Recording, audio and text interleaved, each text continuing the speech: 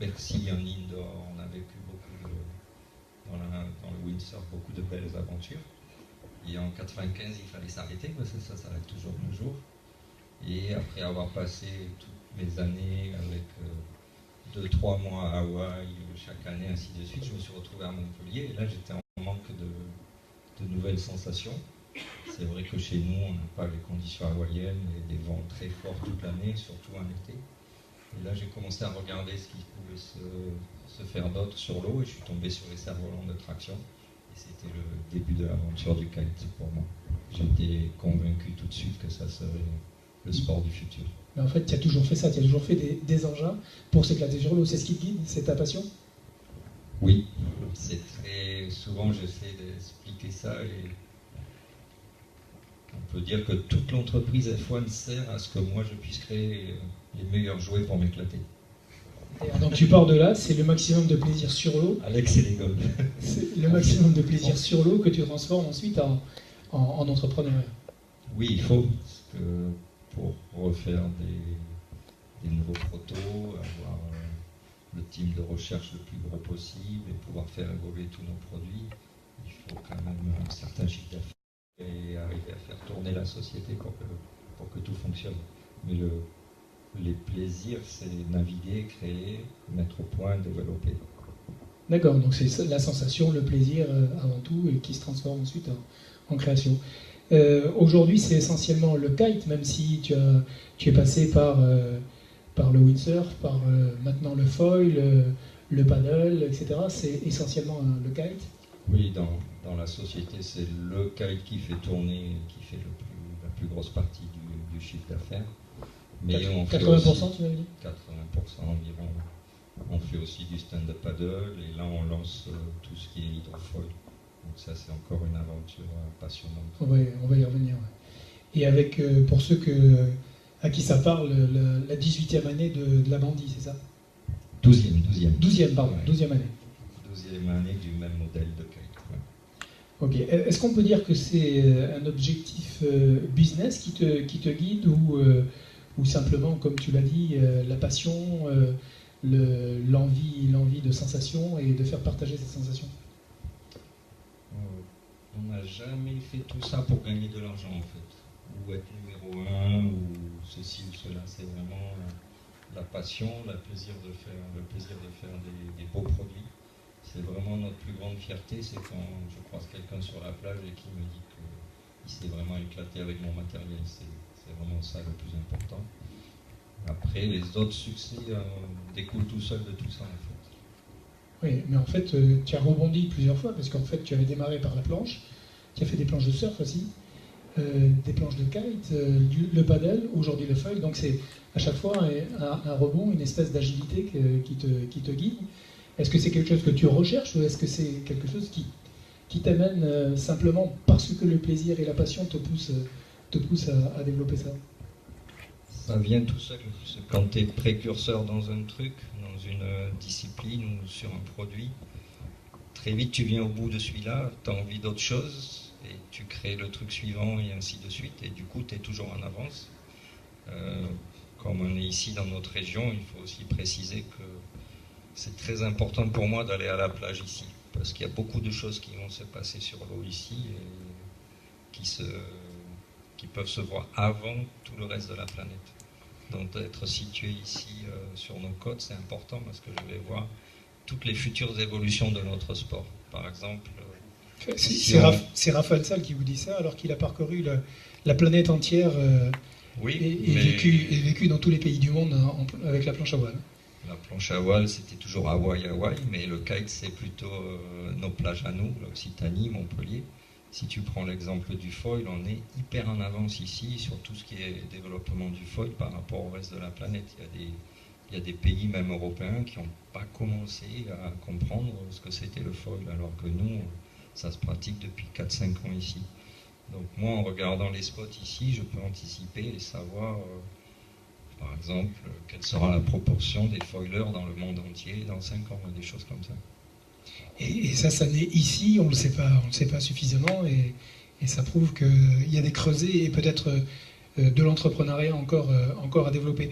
Est-ce qu'on peut faire, parce qu'on est dans le milieu du kite, est-ce qu'on peut dire qu'il y a une analogie entre la pratique du kite et puis ton entreprise, F1? La pratique peut-être plus du côté vague et du surf, et peut-être proche du côté business. Quand on est surfeur et qu'on doit ramer, on doit remonter jusqu'au pic, passer toutes les vagues, arriver là-haut, il faut choisir la bonne série, surfer la bonne vague, être au bon endroit au bon moment. Et je crois que le business, c'est un peu pareil. Il y a des moments où il faut ramer. Et ça, quand vous créez votre entreprise, il faut ramer. Il n'y a pas d'autre solution. Il y a des moments où tu surfes la bonne vague et il faut savoir être toujours sur la bonne vague au bon moment. Donc ça souvent, je dis, ça se ressemble. Ça se ressemble. Mais ça ressemble aussi au kite parce que je crois savoir que au kite dans les vagues, c'est un peu pareil. La sécurité aussi t'importe beaucoup, mais on y reviendra. Et l'esprit de compétition, parce qu'en fait, tu as été un compétiteur pendant des années, des dizaines d'années, donc tu as été parmi les meilleurs véloplanchistes, tu as été au sommet. Est-ce que F1, tu as envie aussi, parce qu'aujourd'hui F1 est dans les 3 premiers mondiaux, quand même, c'est une boîte qui est parmi les 3 au monde en matière de kite. Est-ce que tu as envie de tirer F1 en première ligne? Est-ce que cet esprit de compétition, va passer en première ligne, t'anime ou pas? Oui, toujours, je suis compétiteur et pour gérer une entreprise, il faut beaucoup de motivation, beaucoup de volonté. Il y a plusieurs places de premier. Il y a celui qui vend le plus d'ailes dans le monde. Il y a celui qui fait les plus beaux produits et qui n'est pas forcément celui qui en vend le plus. Il y a celui qui fait les meilleurs résultats. Il y a plusieurs formes de compétition. Et souvent, dans nos sports, il y a beaucoup de marques qui mélangent le nombre de produits qu'ils ont vendus et la rentabilité ou la qualité des produits. Donc on ne joue pas la place du plus gros, mais on joue vraiment la place de celui qui va faire les plus beaux produits et d'avoir une entreprise assez saine aussi, parce que on n'a pas d'investisseurs, on a pu garder tout le capital, toutes les parts. Donc, il y a 20 ans, tu étais là. Est-ce qu'il y a 20 ans, tu te dis, moi, ce que je veux, c'est durer, pas être forcément le premier, mais durer? Oui, c'était le but. C'était le but. Il y a 20 ans, quand j'ai démarré, j'ai dit, il faut être là dans 20 ans. Sinon, tout ça, ça ne sert à rien et j'aurais tout perdu. Donc la durée, c'est important. Et pour durer, il faut innover, il faut prendre des risques, mais prudemment aussi. J'espère que vous découvrez F1 et Raphaël Salle, parce que c'est un côté quand même un petit peu inattendu. On aurait pu s'imaginer qu'F1 voulait systématiquement être parmi les plus gros faiseurs, les plus gros vendeurs, mais non, c'est plutôt les meilleurs produits au bon prix et durer et être là demain. Mais tout ça, est-ce que c'est à coup de développement coûteux, d'appel de fonds extérieurs pour booster ta croissance, ou est-ce que c'est quelque chose que tu as fait en interne et avec des développements et de façon capitalistique interne? On n'a jamais fait appel de fonds ou d'aide extérieure. On s'est toujours débrouillé tout seul pour garder notre indépendance, notre liberté. Et je dirais que par rapport aux plus gros de notre secteur, on est plutôt du type petit commando efficace et rapide que grande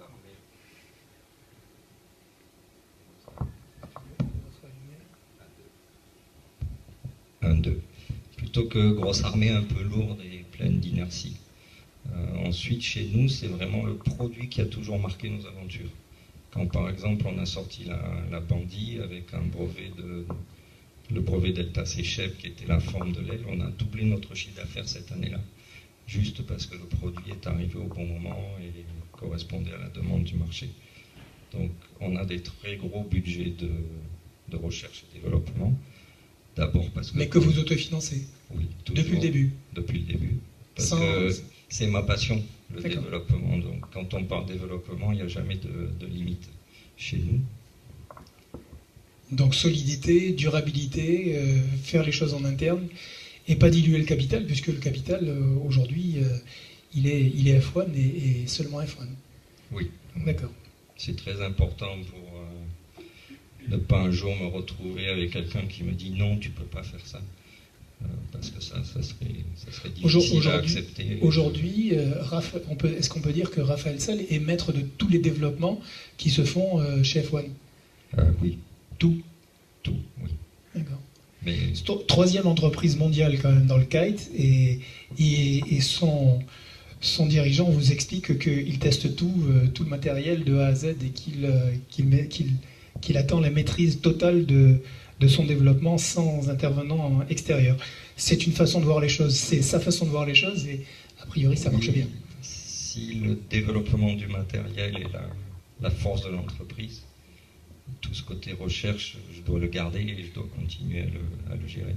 D'accord. Je vais juste lever le voile sur aussi le fait que Raphaël, c'est la recherche, le développement, les tests, et puis on va parler de Sophie qui est, je dirais, le tandem, la gestion, le développement, et je dirais l'assise pour faire en sorte que cette recherche, ce développement et ces tests puissent soit possible. Oui, soit possible. Sans Sophie, ma femme, qui peut gérer tout le quotidien et me permettre d'aller sur l'eau, parce que l'innovation, elle ne sort pas d'un ordinateur ou d'un bureau d'études ou d'un ingénieur, elle sort de la plage, de l'eau et des tests qu'on fait toute la journée. Donc pour garder ce temps sur l'eau, je crois que je navigue quasiment 200 jours par an ou plus, 220 jours par an. Donc tous les après-midi, en général, on est en test sur l'eau. Pour garder cette liberté, cette créativité aussi, parce qu'il faut quand même un peu de liberté d'esprit pour créer. Il fallait que Sophie soit là pour assurer tout le reste. Et je reviens juste aux interventions capitalistiques externes. Ça ne te ralentit pas de ne pas avoir de... Ou est-ce qu'au contraire, ça te permet d'être plus rapide, plus agile en développement ? Je suis plus agile parce que j'ai personne à convaincre. Si demain je dis l'avenir c'est le foil, on part dans le foil et c'est décidé. Je vois souvent que dans les autres boîtes, ils perdent 1 an, 2 ans, et pendant ce temps, nous on a bougé, on a progressé, on a acquis des connaissances. Donc ça bouge vite et ça te permet de bouger vite. Tu parlais de foil, aujourd'hui, après le kite, aujourd'hui c'est le foil qui s'adapte sur le kite, sur les planches, est-ce que après le foil, tu sais ce qui pourra advenir, ou est-ce qu'on en a pour encore Non, je crois qu'on en a pour 20 ans encore. Ouais, dans ma carrière, j'ai fait 20 ans de windsurf, 22 ans de kite, encore 20 ans de foil. Je crois que je serai bien à la retraite après. Ok. Une dernière question, ou une avant-dernière question. F1, c'est quelle image ? Quelle image est-ce qu'on diffuse ?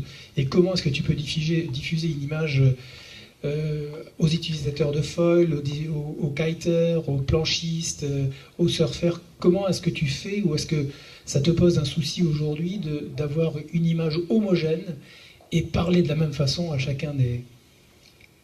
Oui, à force de développer, on fait des kites, on fait des stand-up, on fait des foils. Maintenant, on va faire des foils pour le kitesurf, le windsurf, le surf, le stand-up. Donc on commence à essayer de prévoir comment l'image de F1, marque de kite, va être perçue par un surfeur, par exemple. Et notre réponse, c'est bien sûr de montrer la passion qu'on a pour le produit, et puis de montrer la qualité de ce qu'on fait. C'est ça le plus important. Si le produit est au rendez-vous, il n'y a aucun souci. Qualité, pied sur terre, alors que tu es le plus souvent 200 jours sur l'eau. Pied sur terre, qualité, durabilité, solidité, j'ai entendu tout ça. Juste pour finir, j'aimerais que tu nous fasses partager une image que tu as, quand on a évoqué cette interview, que tu as évoqué avec moi. C'était l'exemple du designer en mèche d'usinage. Ah, tu t'en souviens ? Quand on parle du futur d'une entreprise, j'ai eu cet exemple cet hiver d'une ancienne, je crois que c'est une usine ou une producteur de forêt pour percer du métal, qui a subi pas mal de problèmes face à la concurrence asiatique ou autre, et ils ont dû à un moment donné prendre des décisions. Et un jour, le chef d'entreprise est arrivé, il a dit on va faire des mèches au laser. Et tout le monde lui a dit mais nous on fait des mèches et des forêts en métal, on ne va pas faire des trous avec des lasers. Et lui, il a dit, mais notre métier, c'est de faire des trous. Et on fera des trous avec des mèches classiques ou avec des lasers, mais notre métier, c'est faire des trous. Et pour rebondir sur ma situation, c'est pareil. Qu'on fasse du matériel de windsurf, de paddle, de surf, des foils, des kites, notre métier, c'est procurer du plaisir avec du matériel sur l'eau. Du plaisir et de la passion. Je vous demande d'applaudir Raphaël Salle. Si vous ne l'avez pas connu, pas approché. C'est Raphaël Salle. Merci Raphaël. Merci. Je vous propose de continuer avec quelqu'un qui est aussi assez atypique, qui est très peu connu. C'est une marque que dont vous avez sans doute entendu parler. J'espère que vous l'avez utilisée aussi et que vous avez eu le bonheur de partir au bout du monde avec cette marque. Elle est aujourd'hui leader du marché touristique des sports de glisse et c'est la boîte Fun and Fly. Laetitia Garrigue. Bonsoir. Alors Laetitia Garrigue, c'est quand même 5,5 millions d'euros de chiffre d'affaires, 4500 voyages par an. Là, une boîte qui avait été vendue, qui a été rachetée. Sportaway, ça vous parle. Les clubs Nathalie Simon, ça vous parle. Ion Club, ça vous parle. Tout ça, c'est Fun and Fly. Tout ça, c'est Laetitia Garrigue qui est ici, à côté de moi, pour vous faire partager aussi et vous faire lever le voile sur une autre activité dans ces domaines-là. Quel est le moteur qui vous guide? Quel est le moteur qui guide Fun and Fly et qui vous permet d'arriver à ça? Alors déjà, je veux juste un petit peu corriger. On est leader, mais sur le marché français. Sur le marché français. On aura l'ambition. Et ça viendra, ça.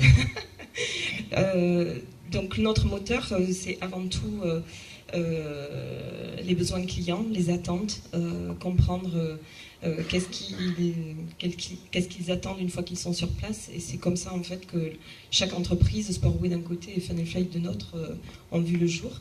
On s'est construit par la gestion de clubs, en entendant des clients rentrer dans des magasins de planches à voile à l'époque en disant on achèterait bien votre future planche de windsurf, mais on aimerait bien la tester avant. Et de là, on s'est dit, mais tiens, on va commencer à monter des week-ends, d'abord à Essaouira. On a frété des bus complets, on chargeait les soutes et on passait 3 jours sur place chez l'habitant parce que les infrastructures hôtelières à l'époque n'existaient pas.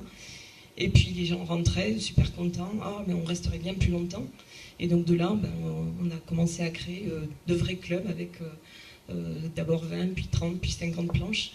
Et puis, une fois qu'Essaouira a été connue en long, en large, on nous a demandé d'autres destinations. Et c'est vraiment l'expression des clients qui nous a fait avancer et construire notre modèle économique qui est maintenant basé plus sur du voyage, un peu moins sur la gestion de club, mais on commence à y revenir maintenant.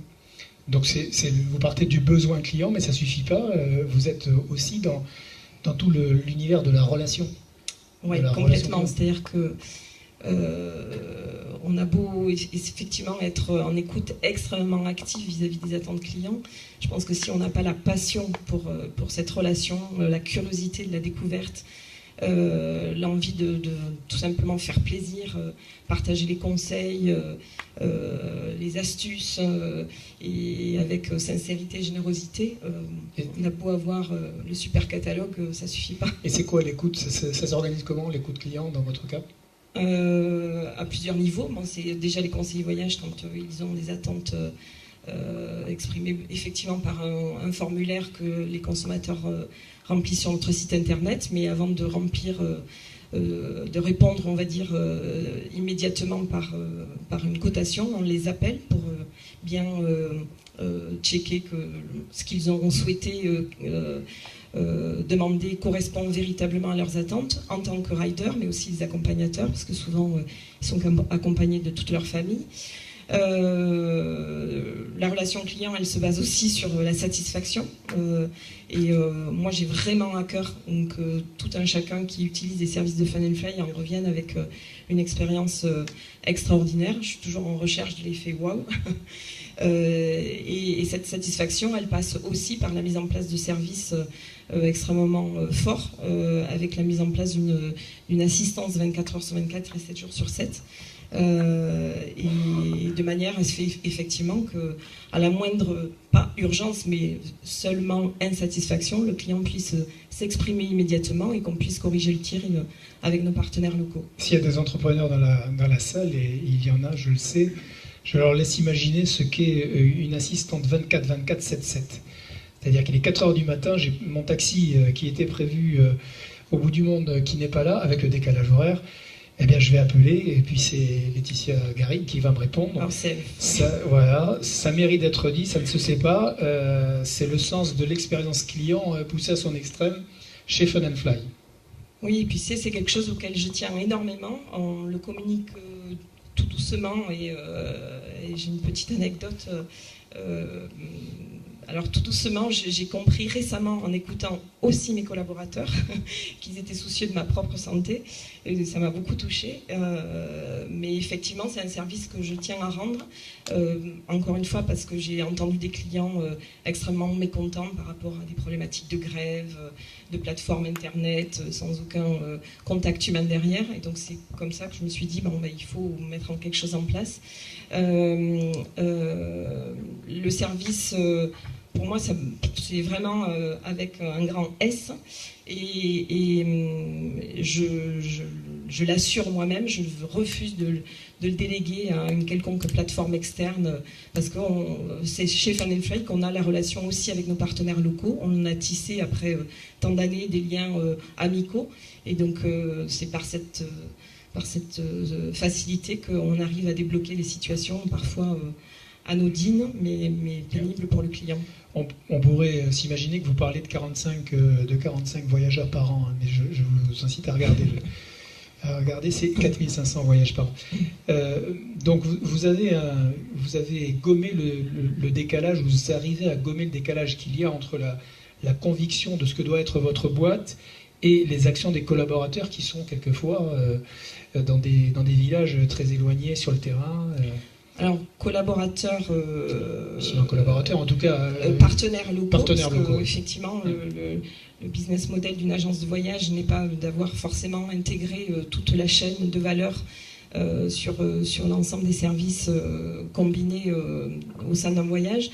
Mais effectivement, on développe une énorme pédagogie pour sensibiliser nos partenaires locaux à déployer un service adapté, de qualité, parce qu'on a beau envoyer des clients en vacances, pour autant on se doit d'être ultra professionnel. D'accord, c'est tout à votre honneur. Alors du windsurf à la plongée, parce qu'à un temps il y a eu la plongée, au kite aujourd'hui, au paddle qui émerge aussi chez Fun & Fly ou qui émergera. Est-ce qu'on peut dire que c'est opportunité de marché, mode, facilité, c'est quoi ? Je dirais mode, c'est sûr, mais avant tout agilité. Agilité face au marché. C'est clair qu'on n'est pas créateur de tendance au niveau des activités. On les suit et on laisse la recherche et le développement à des marques comme Raphaël, par exemple. Par contre, effectivement, on a une veille extrêmement acerbe, parce qu'effectivement, on est né par la planche à voile.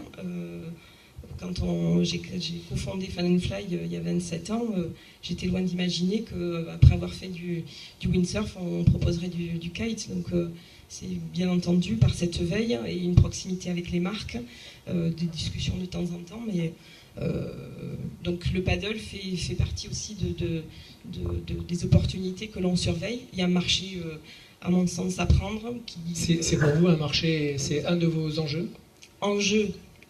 Pas ultra stratégique, mais en tout cas c'est un vrai désir de pouvoir séduire d'autres profils de passionnés de glisse. De glisse ou de randonnée aussi. Et de randonnée, bien entendu. C'est plutôt sous cet angle-là d'ailleurs qu'on veut proposer des offres. Pour autant, le marché n'est pas du tout prêt, mûr, mature. Il n'y a pas véritablement de prestataires qui rentrent dans ce type de cahier des charges. Donc on le met pour l'instant un petit peu en stand-by. Et l'agilité, en parallèle, on se doit d'être très vigilant, dans la mesure où on est sur un secteur exposé à plein d'aléas géopolitiques, climatiques, sanitaires. Et donc, du coup, on se doit effectivement d'avoir scanné un peu toutes les possibilités sur la planète pour pouvoir vite fait, bien fait, transférer nos clients quand c'est nécessaire sur un autre axe. D'accord. Donc quand vous détectez une opportunité d'infrastructure sur un nouveau spot ou peut-être avec le paddle des nouvelles ouvertures, vous allez à la recherche de ça et vous avez des infrastructures à monter. Donc est-ce que dans ces moments-là, vous êtes dans la position de recherche d'investisseurs ou d'investissement pour pouvoir réaliser ce développement, ce nouveau développement? Alors je préciserai que dans notre métier, il y a plusieurs, on va dire, formes d'investissement et plusieurs métiers. Le métier sur lequel Fun & Fly Sportway est concentré, c'est le métier de tour operating, donc c'est du service. Donc l'investissement reste relativement mineur, c'est de bons conseillers voyage, un bon site internet, des budgets marketing, mais en termes de besoins en financement, c'est pas énorme. Par contre, comme vous l'évoquez, se déployer sur de nouvelles destinations, implanter un club, au bas mot, c'est 250 000 € entre le foncier, la structure, l'équipement, etc. Là, par contre, effectivement, ça nécessite de l'investissement. Et sur notre manière de se déployer pour implanter justement ces clubs, on a plusieurs méthodes. Soit effectivement ce sont des gens, des indépendants qui viennent à nous en disant coucou, je suis sur tel spot au fin fond de l'Indonésie, je prends un exemple, et j'ai entendu parler de vous, de votre savoir-faire en termes de commercialisation. Et donc à ce moment-là, on passe en accord commercial. Soit effectivement, on scanne la planète et on recherche des spots. On défriche un petit peu, et là, effectivement, on découvre les bonnes stades de vent, la bonne orientation, et on se dit, bon, est-ce qu'il y a une bonne desserte aérienne, est-ce qu'il y a une infrastructure hôtelière? Et quand on est vraiment devant une feuille blanche, ben là, effectivement, on appelle à des investisseurs à nos côtés. Et là, juste en deux mots, qu'est-ce qui vous fait choisir tel ou tel investisseur? Est-ce que c'est sa vision de votre développement, ou est-ce que c'est aussi beaucoup l'humain ayant connu différents profils d'actionnariat, je suis un petit peu échaudée, et donc à l'avenir, même si je suis consciente que moi, pour mes activités, l'implantation à l'international, ça nécessitera probablement des associations capitalistiques, puisque au-delà de la gestion des clubs, on commence à se déployer aussi sur de la gestion, de la propriété d'hébergement, pour avoir une cohérence globale entre la prestation sportive et le cadre du séjour. Pour autant, malgré ce besoin fort en financement, je serai extrêmement vigilante aux valeurs humaines et pas simplement à la profondeur du portefeuille. Alors si je voulais tenter, et ce sera ma dernière question, si je voulais tenter une analogie entre la pratique du kite et votre développement, vous m'avez cité passion, adrénaline et sécurité à fond, c'est bien ça? Oui, carrément. Alors, passion, effectivement, passion pour, en tout cas en tant que tour opérateur spécialisé sport de glisse, passion de l'entrepreneuriat, parce qu'en 25 ans, on a quand même connu des hauts et des bas sur les différentes sessions de vagues qu'on a connues. Passion également de la relation client, comme je vous l'ai dit. Si on n'a pas le cœur pour partager nos connaissances et notre expertise, on a du mal à convaincre. Adrénaline aussi. Pardon. Adrénaline. Et adrénaline, ça, je suis bien passée pour en parler. Quand vous êtes réveillé à 4h du matin, ça vous donne un haut le cœur. Mais c'est surtout aussi qu'il n'y a pas une journée, sans parler des assistances clients, il n'y a pas une journée chez un tour opérateur qui ressemble à l'autre. Il y a plein d'aléas qui font que je me lève le matin et je me dis, tiens, qu'est-ce qui va se passer? Chouette. Et enfin, vous privilégiez aussi la sécurité, puisque c'est la plus-value de votre qualité. Le regard, le geste aiguisé qui anticipe et aplanit les difficultés, un petit peu comme en kite. La dernière question, la question qui tue, est-ce que vous pratiquez? À une époque, je n'aimais pas du tout cette question. Maintenant, je m'assume complètement. Effectivement, je ne kite pas. Je ne fais pas de planche. Je suis rentrée dans le secteur par amour pour mon mari qui était pratiquant. Pour autant, je m'éclate tous les jours. Et je pense qu'effectivement, moi, ce qui est mon moteur, c'est la passion pour le sens service client. Mesdames, Messieurs, on peut l'applaudir. Passion, Fun & Fly, on pourrait dire ça. Merci beaucoup, Laetitia. Je voudrais passer maintenant à quelqu'un qui est d'ici, de Castelnau, et qui a créé une entreprise qui est assez faramineuse, puisque c'est 200 salariés, 75 millions d'euros de chiffre d'affaires et bientôt 100 millions cette année, et avec un démarrage, une aventure en 2011 avec 10 000 euros. Je voudrais appeler Guillaume Bertel, Private Sport Shop, s'il vous plaît.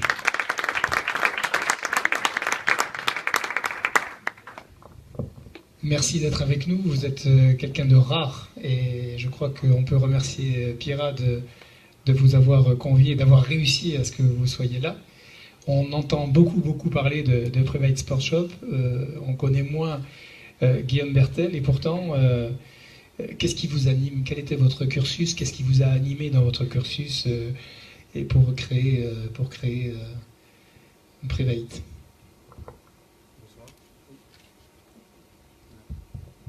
Un, deux. Donc bonsoir à tous. Effectivement, la genèse de tout ça, pour moi, c'est la passion pour le sport. La passion pour le sport qui était au départ, évidemment, dans la pratique, étant jeune. J'ai fait un sport-études dans le handball, ce qui n'a absolument rien à voir avec le kite. Et puis ensuite, j'ai vu que je ne pourrais jamais rien faire de très haut dans le handball, donc je me suis dit, tiens, il va falloir que je commence à bosser au niveau des études. Et puis du coup, je suis rentré chez Decathlon et ensuite j'ai fait une dizaine d'années dans une marque qui s'appelle New Balance, avec mon fil directeur la volonté de créer ma boîte, qui était le truc qui m'animait depuis toujours. Et puis du coup, je me suis lancé dans l'aventure en 2011 effectivement, et j'ai cofondé cette boîte avec mon associé. Cofondé. Voilà.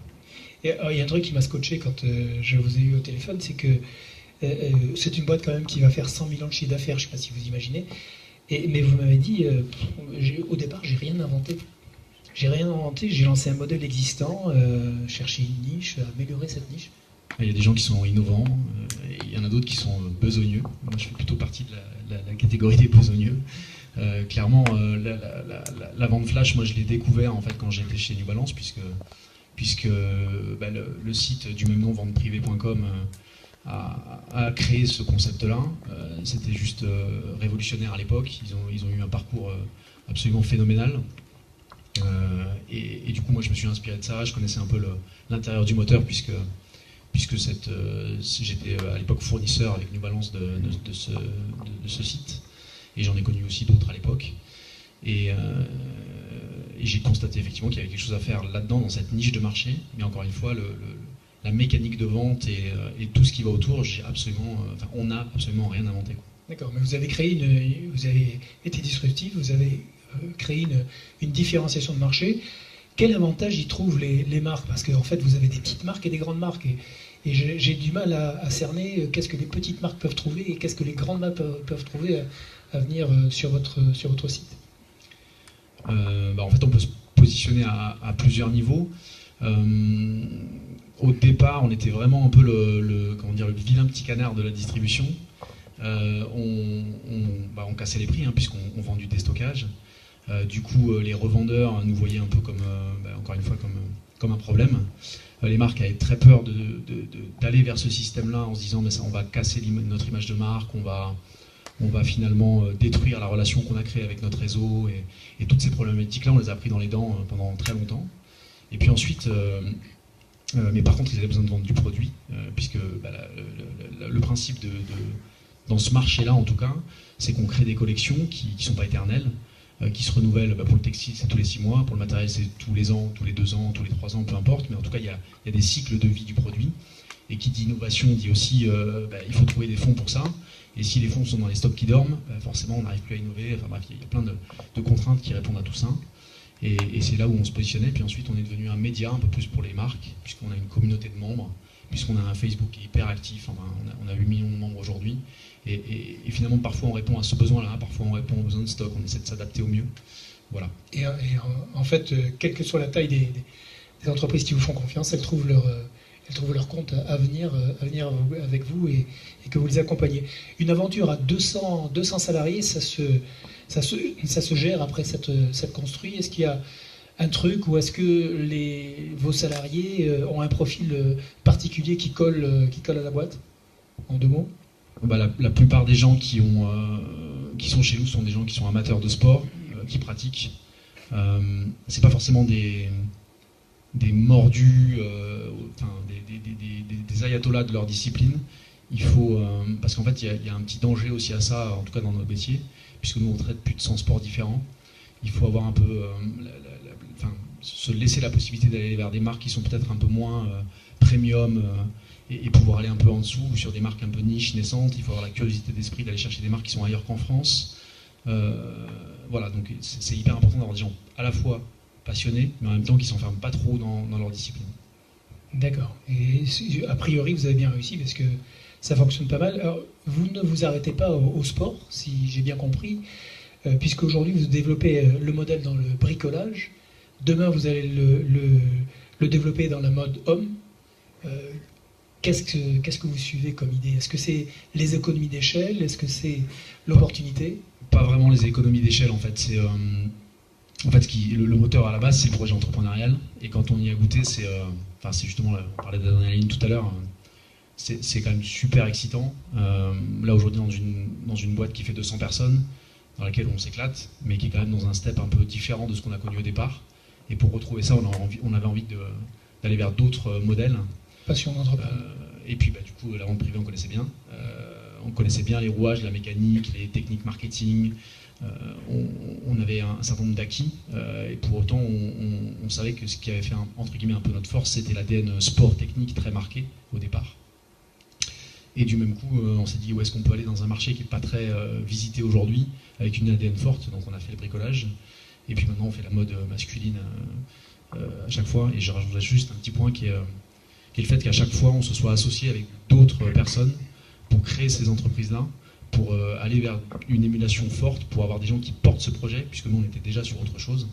Et finalement, cette association entrepreneuriale, c'est à chaque fois ce qui a, pour l'instant en tout cas, plutôt fonctionné. D'accord. Et venons-en, si vous voulez bien, à quelques aspects, mais non les moindres, qui sont les aspects financiers. Comment s'est construit Private? Parce que vous avez démarré avec 10 000 euros, et après? Alors déjà, effectivement, on a démarré avec 10 000 euros, mais on avait la chance d'être sur un modèle un peu particulier où en gros, on propose aux marques de vendre leur stock sur le site, mais de ne prendre à la fin que ce qu'on a vendu réellement aux clients. C'est pour ça que ça fait chier tous les gens qui commandent chez nous, parce qu'il faut attendre 3 semaines, enfin voilà, bref. Mais l'explication de tout ça, c'est ça. Et ce qui fait que du coup, tout l'argent qu'on a pu encaisser, on a pu le déployer dans le marketing, on a pu le déployer dans la structure, dans les hommes, et on n'a pas dû aller chercher des fonds pour se développer. D'accord. Pour les premières années, vous n'avez pas changé. On n'en a pas eu besoin, et puis après, on a changé un peu de notre fusil d'épaule en 2016, où on a fait rentrer un associé financier actionnaire minoritaire de la structure, pour nous aider à nous déployer sur d'autres sujets, qui n'avaient surtout pas la main dans l'opérationnel, et qui n'avaient pas d'ailleurs vraiment de possibilité de l'avoir, qui nous laissaient entre guillemets les coups des franches, et très honnêtement, de toute façon, qui ne comprenaient absolument rien à notre métier. Et c'est des gens très bien, et qui sont super bons dans ce qu'ils font, mais ils savaient où était leur place, quoi. Et ça, c'était hyper important pour nous, et avec une vision, une stratégie qui était en ligne avec ce qu'on voulait faire. Il vous a aidé sur le développement international ou sur le développement européen? Ils ont pas mal aidé, sur pas mal de sujets. D'accord. Et donc le choix, ça a été plutôt de vous faire accompagner par des gens qui vous laissaient quand même la maîtrise à la fois du capital et à la fois du développement. Ça, c'est bien simple. Ok. Demain, après Private Sport, Brico, Homme, c'est quoi votre développement? Vous courez après quoi, et quel est votre futur challenge, j'allais dire? Aujourd'hui, en fait, à la fois, on a une boîte qui est un peu structurée aujourd'hui, qui est Private Sport Shop, et sur laquelle on va déployer vers d'autres pays que la France, se renforcer sur des sports où on n'est pas bon, aller chercher des marques qui ne veulent pas encore bosser avec nous, ou pour une raison ou pour une autre. Et puis avec les autres, forcément, avec Brico Privé, c'est un peu différent, puisque aujourd'hui, les entrepreneurs qui étaient avec nous sont seuls à bord du bébé, et on leur a, entre guillemets, redonné le bébé à 100%. Donc là, ça va se déployer avec la stratégie qui leur appartient, on n'a plus droit de regard là-dessus. Et puis enfin, sur Homme Privé, c'est un peu différent. Là, c'est le projet un peu rigolo, cool, qui démarre, on a envie de mettre les mains dans le cambouis avec eux. Et donc là, c'est juste structurer la boîte from scratch, quoi. Pas pas de vision demain à l'international pur et dur. Si, aussi évidemment, sur Private, c'est vraiment ça, c'est aller chercher des pays dans lesquels on n'est pas présent, devenir un acteur pas européen, mais sur un marché internet en fait. Tout à l'heure, Laetitia disait qu'elle est leader en France, mais pas ailleurs. Nous, c'est un peu ça aussi. On est dans un marché finalement où on est content d'être à peu près leader en France. En même temps, on peut se faire croquer demain parce que Internet c'est global. Et donc, il faut arriver à prendre une certaine posture. C'est pas la course à la progression de chiffres, mais c'est plus prendre la place sur le marché. Et donc ça, c'est vrai en France. On a déployé en Espagne, en Italie, mais il faut aller en Allemagne, qui est le plus gros marché du sport technique en Europe. Il faut aller en Europe du Nord, qui est un marché sublime, parce qu'il y a du pouvoir d'achat, parce que les gens sont pratiquants. Enfin bref, il y a une vraie culture du sport. Il faut qu'on aille vers tout ça. Ok, super. Dernier mot. En un mot, quel conseil vous donneriez à quelqu'un qui voudrait se lancer dans une aventure comme la vôtre ? De faire un peu comme on fait quand on pratique du sport, à savoir être capable de prendre des tartes et de se relever et de recommencer et de redémarrer et d'avoir toujours son fil directeur en tête, de savoir où on veut aller, mais encore une fois d'avoir, on va dire, une résistance à la frustration patience et résistance. Voilà. Merci, on peut applaudir Guillaume. Je vais laisser la parole maintenant à Arnaud. Bonsoir, merci. Et moi, je vais interroger notre ami Loïc, que je vais remercier tout comme Guillaume et les autres intervenants d'être venus ce soir malgré un planning assez chargé. Je vais me présenter brièvement parce que même si je connais pas mal de monde, effectivement, je connais pas tout le monde dans la salle. Donc moi j'ai 30 ans, j'ai créé ma première boîte à 15 ans.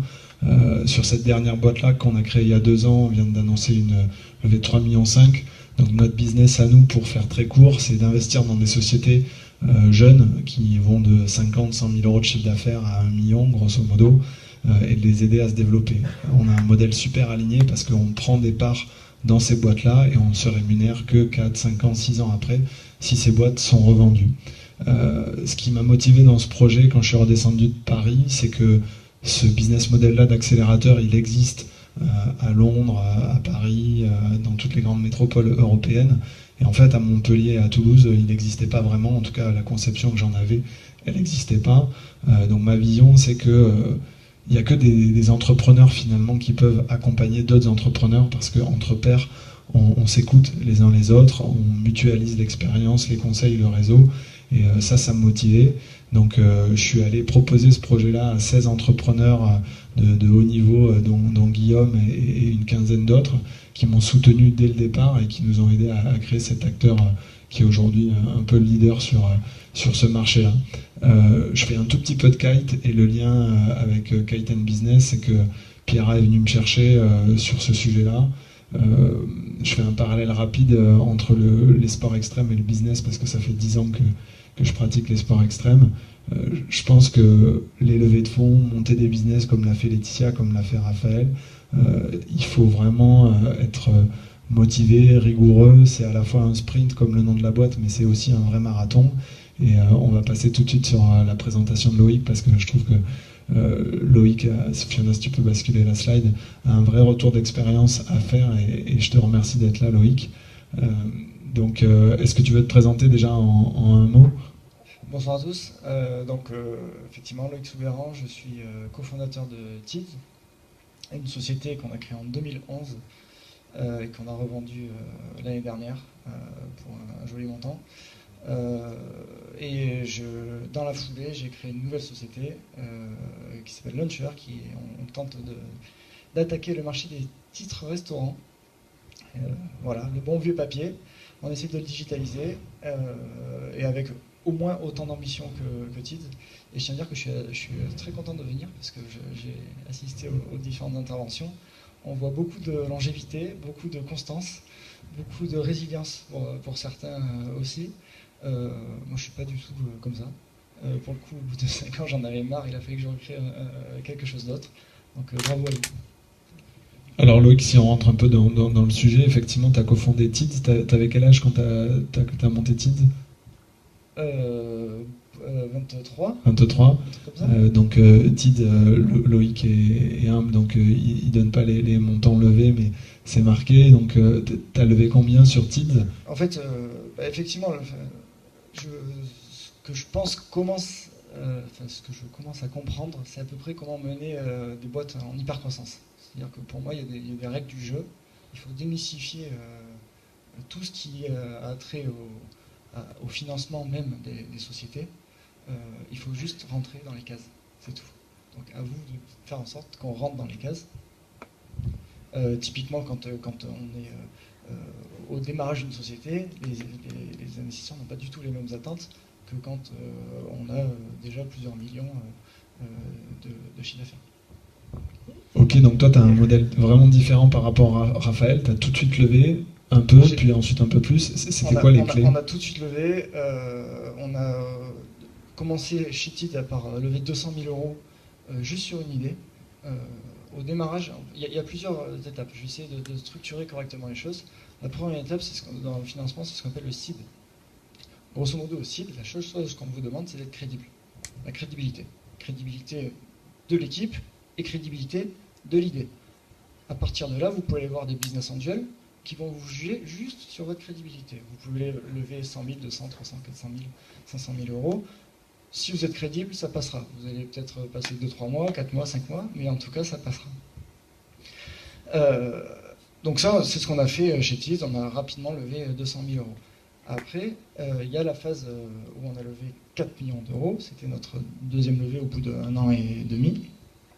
Là, les attentes sont complètement différentes.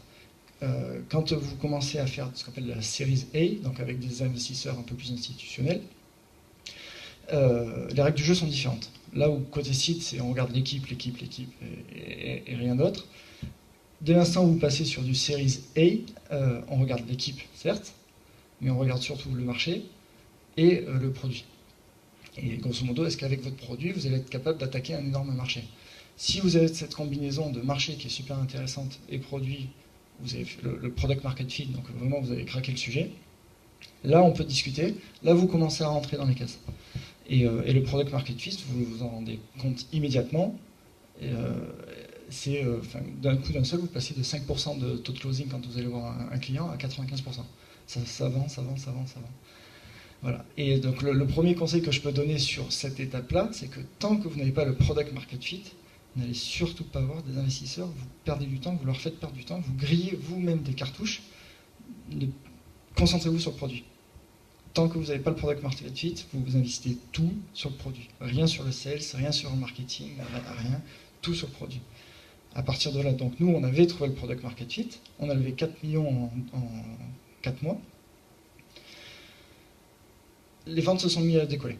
Parce qu'on avait le product market fit, on a pu investir du coup en sales, mais c'est normal, puisque de toute façon, on savait comment vendre le produit. Et à partir de là, un an après, on a levé 25 millions, un an après, 40 millions, etc. Après, en fait, on arrête...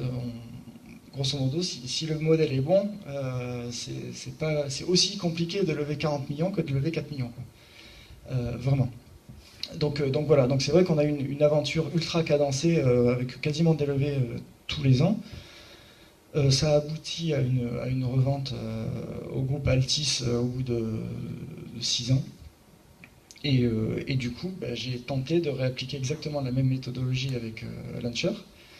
Donc là, grâce à TID, effectivement, j'ai passé l'étape seed d'entrée de jeu. Je suis allé voir les investisseurs qui, du coup, ont investi sur l'équipe.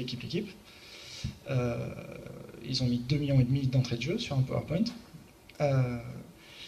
Et on a dit, on ne fait pas de sales, rien du tout. On ne dit rien, on développe le produit. On a mis 1 an à développer le produit. On est sorti du bois il y a 4 mois, même pas. On a immédiatement signé les premiers clients, une centaine de clients le premier mois, juste sans entreprise le premier mois, sans effort particulier. Et là, c'était le bon moment d'aller voir les investisseurs parce qu'il y avait l'équipe, il y avait le marché, c'est un marché mondial, et le produit. Et en 3 semaines, on a levé 11 millions. Donc voilà, donc je tiens juste à dire qu'il faut complètement démystifier tout ce qui tourne autour du financement. Il faut juste que vous rentriez dans les cases et surtout pas tenter de forcer le passage ou forcer de créer des nouvelles cases, ça ne marchera pas. Voilà. Toi, donc, quelle expérience tu en retires de ces levées de fonds? Quand tu dis il faut démystifier, ça veut dire quoi? Ça veut dire qu'il faut bien travailler son dossier?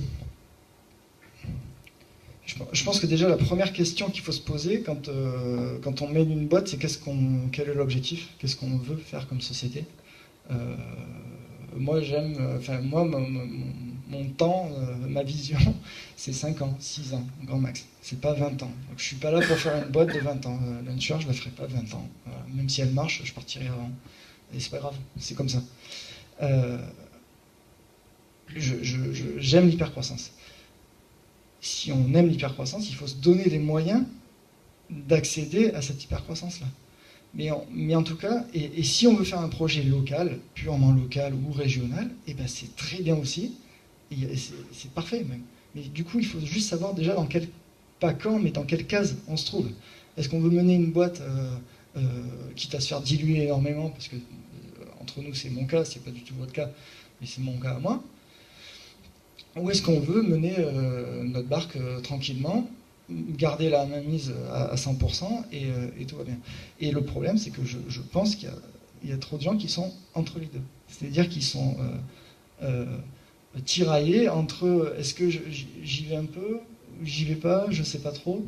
Et il faut déjà choisir son camp. Et une fois que, si on choisit l'hypercroissance, et c'est ça que je veux dire, c'est que ne grillez pas vos cartouches, n'allez pas voir des investisseurs quand c'est trop tôt, parce que vous perdez du temps, c'est autant de temps que vous ne passez pas à développer le produit, ça prend beaucoup de temps, surtout quand on n'a pas trop d'expérience, d'aller voir des investisseurs, de se prendre une bâche, 2 bâches, 3 bâches, et on ne comprend même pas pourquoi ils ne viennent pas, alors qu'on a la vision, on se dit mais ils sont bêtes ou quoi, pourquoi ils ne me suivent pas? Non, c'est juste que vous ne rentrez pas dans les cases, c'est pas que vous êtes mauvais, c'est juste que vous ne rentrez pas dans les cases, encore. Une fois qu'on a levé, comment on fait pour dépenser 11 millions? Parce que je pense qu'il n'y a pas beaucoup de monde dans la salle qui saurait quoi en faire. Parce qu'une fois qu'on a acheté la planche de kitesurf, les voiles, etc. Il y a le yacht, le yacht et l'hélico dessus, okay. Ça va vite. Hein. Alors plus sérieusement, quand tu vois des investisseurs et que tu leur demandes 11 millions, 40 millions, comment tu structures ça et... C'est du fichier Excel. Hein. Ok, c'est un fichier Excel.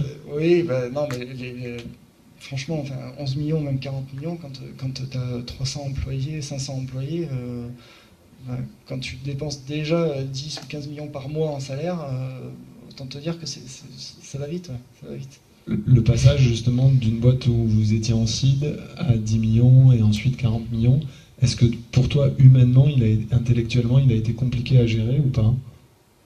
Non, parce que j'ai été extrêmement bien entouré. Donc du coup, ça a été très fluide. Parce qu'au milieu de l'aventure, on s'est rapproché d'une boîte qui s'appelle eBuzzing, qui était menée par des super entrepreneurs aussi. Et on avait décidé de fusionner avec eux, notamment pour que j'accélère mon apprentissage de l'hypercroissance. Qu'est-ce que ça veut dire ouvrir 6 pays d'un coup, recruter 250 personnes sur 8 mois, tout en maintenant la culture à flot, parce que c'est l'énorme risque, hein. Quand vous allez trop vite, si vous recrutez autant de personnes en si peu de temps, ça peut exploser, ou imploser plutôt. Et donc du coup, en fait, on était super bien entourés, et là j'attaque la nouvelle aventure avec d'autant plus de confiance et certitude. Ok, merci, je crois qu'on peut applaudir Loïc, et on va appeler les 2 derniers intervenants de la soirée.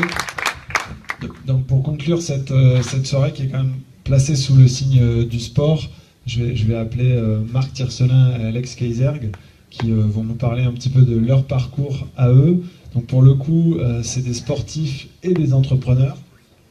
Et du coup, ce qui est assez intéressant, alors on va commencer par Marc, je t'en prie. Donc tu peux rester debout. Donc Marc, est-ce que tu peux peut-être te représenter ? Bonsoir, Marc Tiercelin. Donc j'ai commencé la voile en 70, donc ça fait un peu de temps, et j'ai fait, on en parlait avec François, j'ai fait du diver pendant longtemps, j'ai fait une préparation olympique, et surtout je suis connu par rapport à un parcours de course au large qui a commencé dans les années 80, pour être précis, mais qui a surtout pris son ampleur avec Mini Transat, 10 années de Figaro, plusieurs solitaires du Figaro, victoire d'étape, et jamais le Graal, on va dire. Et beaucoup de grands prix. Et mes grands faits d'armes, c'est 5 tours du monde en solitaire, donc 4 Vendée Globe, 2 fois second, enfin 2 fois deuxième, du Vendée Globe et du Vendée Globe américain. Et Jacques Vabre fait 22 transats. J'ai fait à peu près 300 compétitions dans ma carrière au niveau international. Et voilà, deuxième mondial aussi à une époque. Et j'ai fait beaucoup de places de deuxième. Je suis un éternel challenger, un outsider né. Donc ce qui me permet de rester avec la pêche et toujours l'envie. Aujourd'hui j'ai 57 ans, même si ce n'est pas une référence. Et je suis sur un projet, mais on en parlera, de trimaran ultime. Ça fait plusieurs années que je rêve de trimaran ultime qui volent, etc., etc.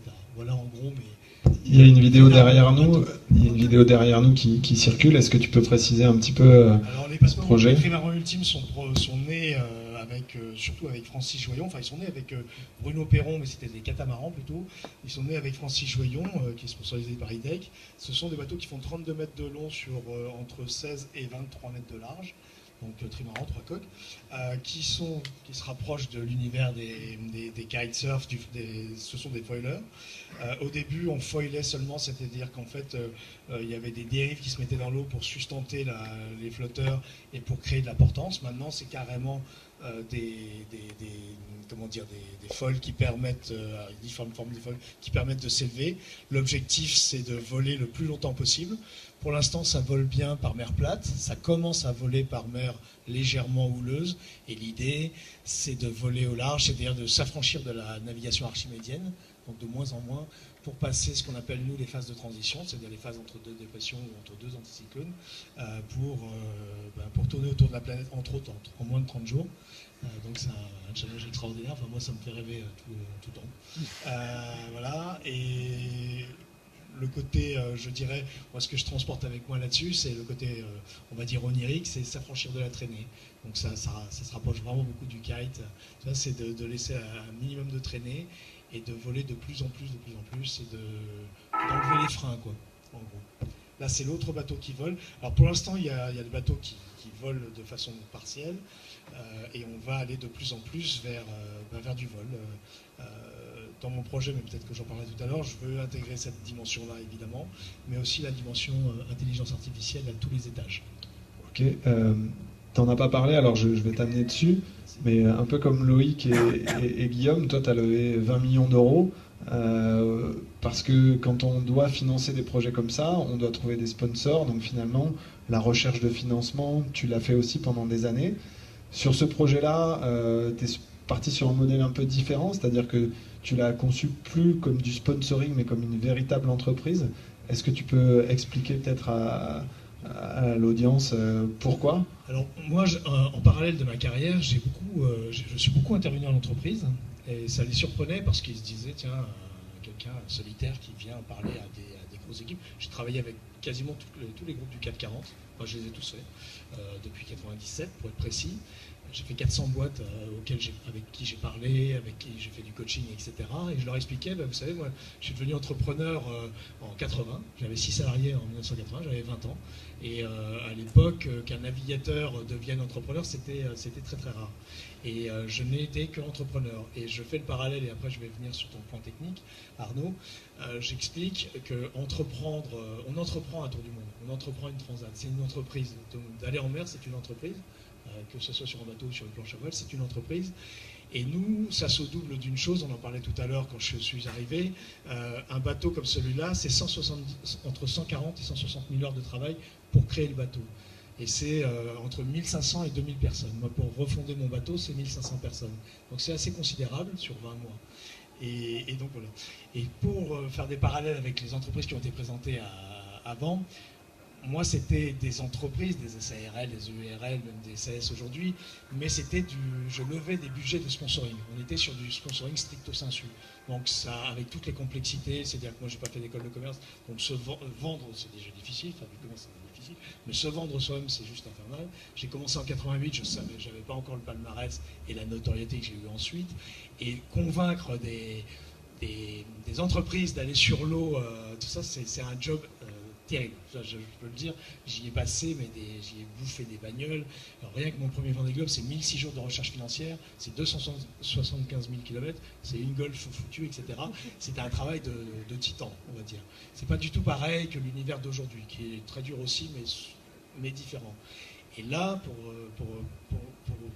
pour continuer, pour ce projet-là, pour ce trimaran qui vole avec de l'intelligence artificielle et d'autres idées dedans, je me suis monté en entreprise, pareil, mais l'idée, c'est de pérenniser une entreprise. C'est-à-dire que le bateau serve de moyen et serve à faire plus de choses que seulement des courses, puisqu'il y a une idée, ça m'intéressait ce que disait Laetitia.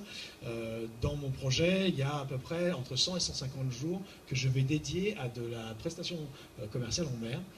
Pas seulement des sorties à la journée, des transats, des boucles en Méditerranée, enfin tout un objet, que ces bateaux-là ne soient pas que des centrales de coûts, ça soit aussi des centrales de recettes, qu'il y ait un équilibre et que l'exploitation soit financée par du commercial.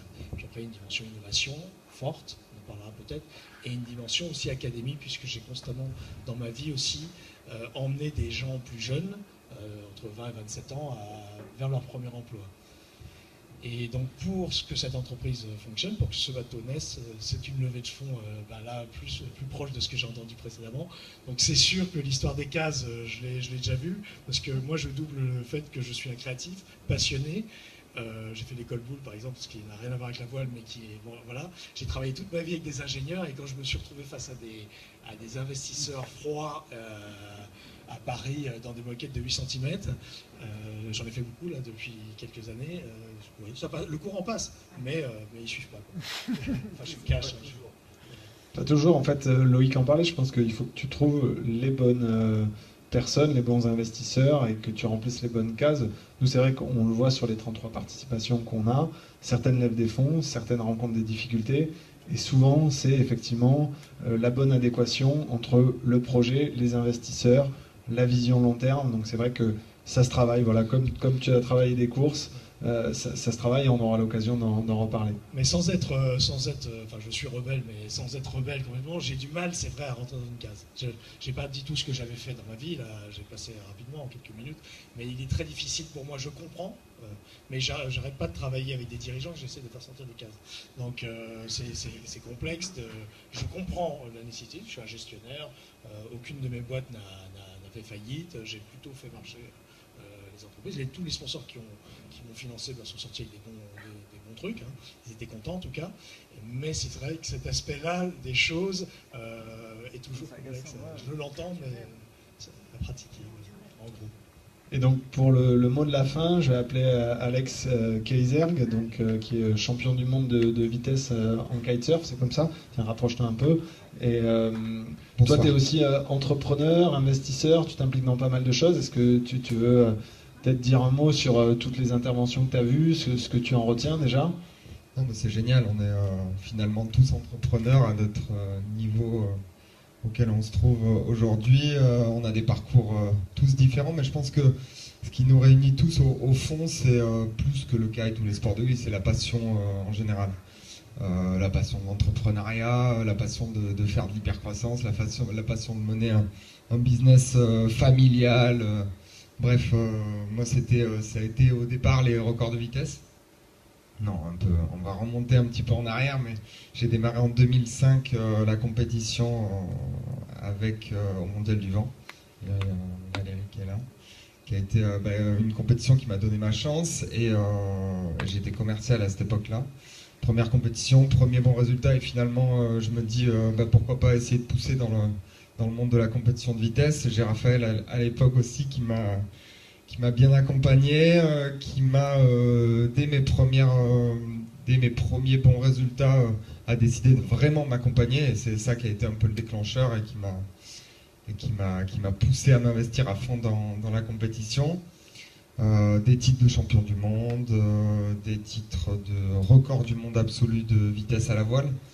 On a été en 2008, on a été les kitesurfers, on est passé devant la planche à voile, puis après mon record a été pris par un bateau, le bateau d'Alain Thébault, l'hydroptère, qui valait à l'époque quelques millions d'euros, et à qui j'ai repris le record en 2010 avec du matos qu'on avait développé avec Raphaël. Et du coup, c'est une satisfaction un peu de se battre contre des géants et d'arriver à des bons résultats. Et puis, moi, je suis toujours aujourd'hui, j'ai mon activité de sportif avec laquelle je vends mon image de marque. Donc, c'est du pur sponsoring qui marche plutôt bien, qui a jamais aussi bien marché. Donc, je me dis pourquoi pas continuer encore des années et des années. Mais à côté de ça, j'ai pas mal de projets entrepreneuriaux. On en discutera si vous voulez plus tard. Tu as investi dans Allroad, c'est ça? Alors, ouais, je suis cofondateur de Allroad avec qui on développe un boîtier de protection pour iPhone X. Positionnement premium outdoor. Premium parce que c'est designé par le designer de l'enceinte Phantom de chez Devialet. Donc, il sera un super bel objet pour accompagner l'iPhone X, et puis un positionnement outdoor parce que c'est ce qui nous fait vibrer et que ça fait vibrer beaucoup de monde. On a une team de sportifs qui nous accompagnent, où là, moi j'ai un rôle de team manager, donc je passe un petit peu de l'autre côté de la barrière, mais c'est génial aussi, et ça me met d'autres cordes à mon arc. Et donc peut-être pour conclure, au 1er juillet, je crois, on va passer de 90 à 80 km/h sur la route. Et j'ai une Honda Civic Type R qui fait 320 chevaux. Toi, en kite, tu es à plus de 100 km/h. Effectivement, tu roules pas mal en moto. Est-ce que tu peux juste expliquer aux gens dans la salle, parce que je pense que c'est ce qu'ils veulent avoir aussi comme retour, comment on fait pour atteindre cette vitesse-là sur l'eau? C'est quoi le challenge? Et qu'est-ce qu'on ressent quand on est à 100 km/h sur l'eau? Alors aujourd'hui, moi j'ai un record à 107 km/h de vitesse moyenne sur 500 mètres. Donc ça veut dire qu'en vitesse de pointe, on passe les 110 km/h. On a développé une piste à record, un canal de vitesse en Camargue à Salins-de-Giraud, qu'on exploite depuis 2012, sur lequel j'ai battu 2 records. Et aujourd'hui, c'est comme si vous étiez sur bientôt une autoroute, mais je dirais une 2 fois 2 voies, et que vous sortiez la tête par la fenêtre. C'est à peu près la vitesse à laquelle on tourne. En sensation, c'est magique, parce que moi, comme tu disais, je suis amoureux de la vitesse. La limitation à 80, on encaissera, ne te fais pas de soucis pour moi. C'est eux qui vont encaisser avec les radars, mais oui. J'aurais peut-être bientôt plus de permis, non. Mais non, c'est avant tout des sensations, mais en même temps, moi je suis partisan de... tu parlais tout à l'heure de la sécurité, Laetitia. On est revenu en France à faire des tentatives de record, parce que le record est établi en France. Avant, on allait en Namibie. On est revenu en France parce qu'on avait besoin de plus de sécurité, qu'on a pris des risques un peu inconsidérés à l'époque en Namibie, et du coup d'être en France à la maison avec les secours qu'on a en France et la sécurité. C'est un plus. Donc voilà.